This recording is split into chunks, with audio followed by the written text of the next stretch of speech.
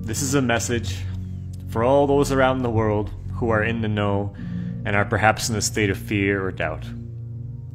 For those who have some idea of what is actually going on behind the scenes right now, as we are watching the war between the deep state and the free-thinking people of the world. I know that it is hard, watching your freedom being taken slowly away.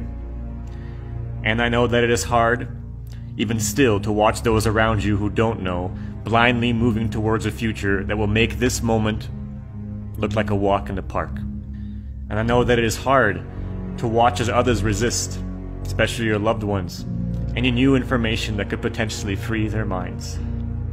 But this is not a message of hopelessness.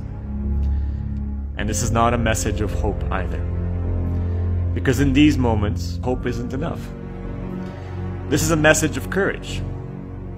These moments right now, my brothers and sisters, are not the end. These moments right now define us to the very core of who we are and test us to the very bottom of our humanity.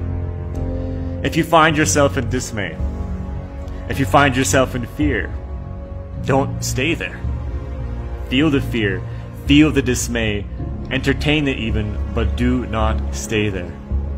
Go beyond that veil of hopelessness. Go beyond that veil of fear and have the courage to dream a better world even when it seems impossible. This is the meaning of courage. To have courage when it is hard, not only when it is easy. Let me tell you what I have seen.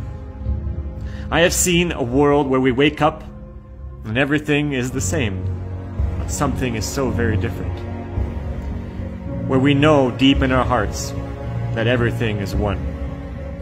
I have seen a world where free energy and technologies that free us from the dependency of the hierarchy of power are there at our disposal, with each home and community on the planet powered with its own device. I have seen a world where we travel freely through the skies, not on airplanes, but on craft with engines that can manipulate gravity in the very fabric of space and time to take us to the stars. Families and communities uniting together in the name of freedom of thought and the development and emergence of source consciousness. A world where the known cures for disease are finally out in the open, accepted and investigated, coveted and protected, instead of being shunned and ignored. A world where the real healers and medicine of this planet are invited and honored, instead of violated, imprisoned, and murdered. A world where the word of the day isn't just, "Hey, how are you?" but "Hi, how can I serve you? Tell me the vision in your heart and maybe we can create it together."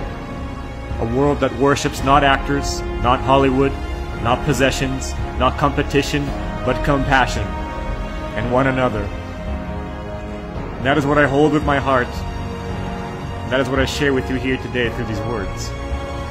And the conviction that this is possible and that we are not moving away from this vision right now, because I know you too have the same vision in your heart, and I know you too have dared to dream it in this life. We are moving to it closer now, closer than ever. You have to realize and remember that the night is always darkest before the dawn, and that the closer you move to a breakthrough, the stronger the forces that push you away from it always are. And remember that 99% of all people quit right before the finish line.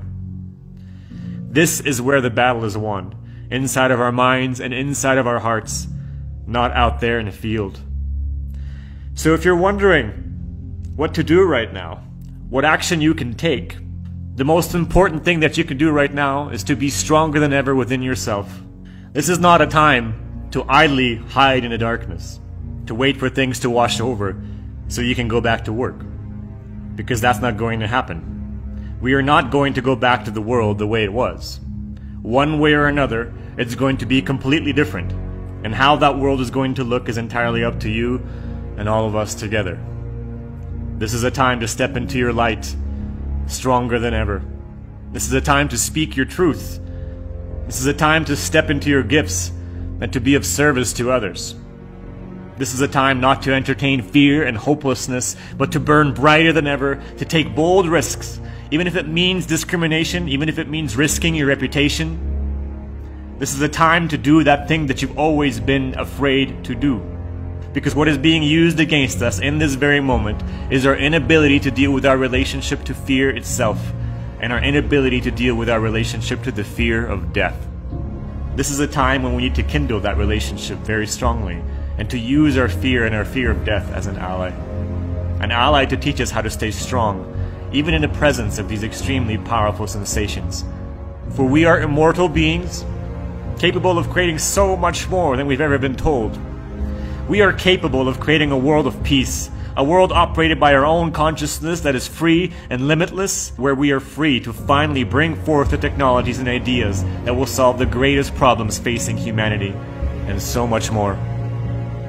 So my brothers and my sisters, if you're feeling afraid, if you're feeling doubt and anxiety, please know that these feelings are mainly just an attempt to budge us ever so slightly into an alternate timeline. But only as long as we entertain it. So feel the fear, feel the anxiety, but know that you are not that.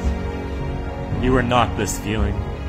You are not this mind, you are not this body, you are so much more.